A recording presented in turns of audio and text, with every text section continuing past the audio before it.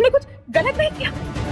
आदित्य, मैं कह रही हूँ तुमसे, तुम ध्यान रखो, कहीं मंगल की इस बदले की भावना में तुम्हारे बच्चे बिगड़ ना जाए। आदित्य, अब क्या नया तमाशा करने वाली हो तुम सौम्या?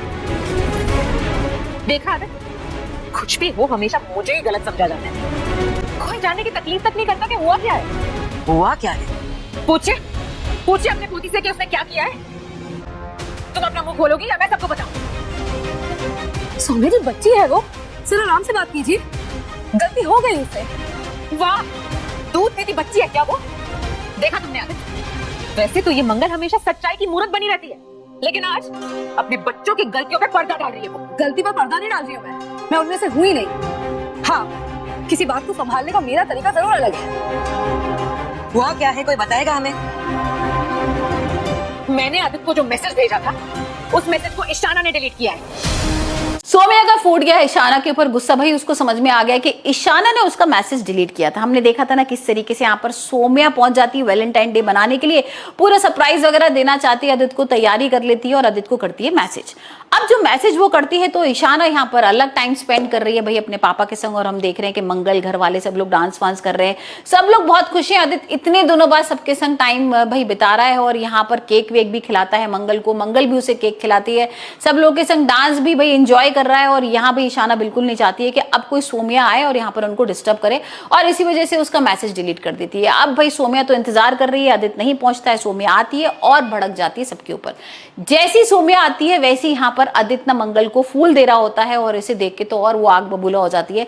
और ये आदित्य को बोलती है तुम यहाँ पर ये सब कर रहे हो वैलेंटाइन के लिए, मैंने कितना सरप्राइज तुम्हारे लिए प्लान किया था, मैं वहां वेट कर रही थी और तुम यहाँ पर हो, और तुम मेरे मैसेज का जवाब क्यों नहीं दे रहे थे, मैं इतनी कॉल्स कर रही थी आदित्य। और यहाँ पर आदित्य बोलता है कि मेरे को तो कोई मैसेज नहीं मिला, ना मुझे कोई फोन आया, तुम इस तरीके से कैसे बोल सकती हो। लेकिन भाई उसको थोड़ी देर बाद पता लग जाता है कि मैसेज आया था, ईशाना ने डिलीट कर दिया। अब ईशाना की जब डांट पड़ती है तो ईशाना बताती है कि भाई पापा हमारे संग टाइम स्पेंड कर रहे थे और इसी वजह से मैंने वो मैसेज डिलीट कर दिया, मैं नहीं चाहती थी कि पापा कहीं और इन्वॉल्व हो और सौम्या आंटी के पास जाए। अब देखते हैं भाई सौम्या क्या करती है। सौम्या तो यहाँ पर इतनी भड़क जाती है ईशाना के ऊपर और कहती है तुम्हारी हिम्मत कैसी होगी ये सब करने की, तुम्हें यही संस्कार दिए तुम्हारे पेरेंट्स ने, और यहाँ पर आदित्य और मंगल के ऊपर वही चढ़ जाती है और मंगल से बोलती है कि तुमने क्या कुछ सिखाया अपनी बेटी को, और भाई अभी तो ये सब कर रही है, थोड़े दिन बाद चोरी करना शुरू कर देगी। और इसी बात को लेकर मंगल गुस्सा करती है और मंगल और आदित्य यही बोलते हैं कि भाई इसमें गलत क्या था, अगर वो मेरे संग टाइम स्पेंड करना चाहती थी तो इसी वजह से उसने डिलीट कर दिया, और उसने सॉरी भी बोल दिया ना सौम्या, तो इतनी बड़ी क्या बात होगी। और वहीं दूसरी तरफ हम देख रहे हैं